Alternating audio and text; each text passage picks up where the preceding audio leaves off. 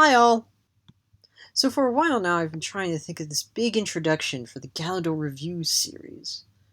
But I really couldn't think of anything other than just introducing you with a question. Is Galidor really a LEGO theme? I mean, sure, LEGO has their name attached to it and they made everything and all that stuff. But is it really a LEGO theme?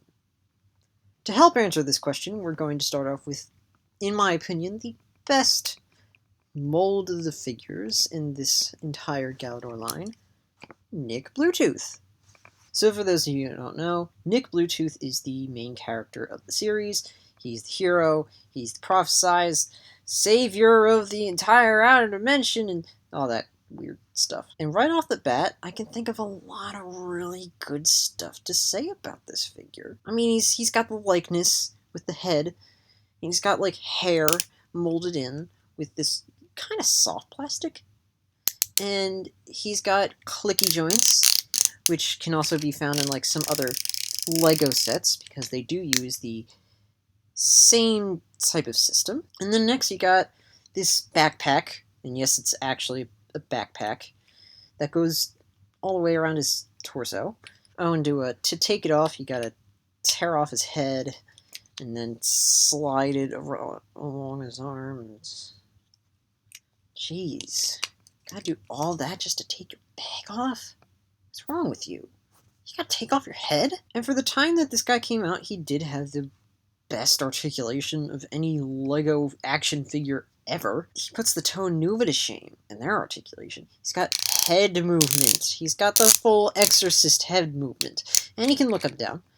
And he's also got the arm joints, which go this way and this way.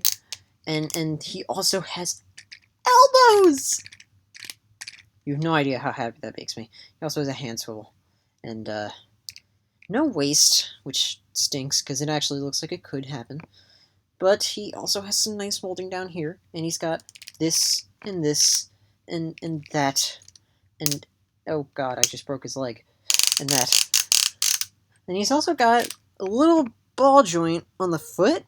And if you look, the sole of the little shoe that he's got going on here, it's a molded in shoe, which is kind of nice, actually fits on LEGO studs. And I'd show you, but I don't have any with me right now. Now, I can't really think of anything bad to say about this guy. He's so good. I mean, you could make the argument that, it's not LEGO! You can't reuse the parts!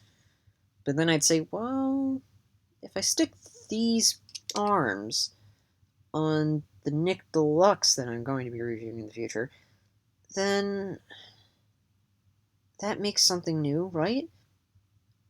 And I guess one thing I don't really like about it is the fact that it's not screen accurate, so that's a thing. Now, you've probably been saying this all along. Ugh, Ford, this thing is so boring and ugly! Well, my good people, he has a play function.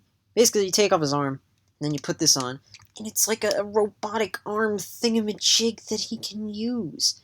And even better, it can punch. Yeah, it's not that eventful.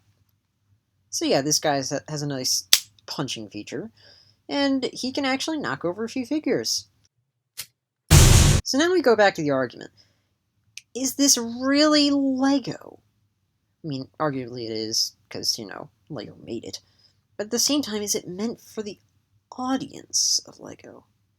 And for me, I'd say it's more for the audience of action figures in general than it's for the LEGO audience, which is why it was so poorly received by the LEGO audience. So it's either you're a LEGO fan, you hate it, or you're an action figure fan, you kind of like it, or you're somewhere in between like me, and maybe a few other people that I don't know right now off the top of my head, who like both.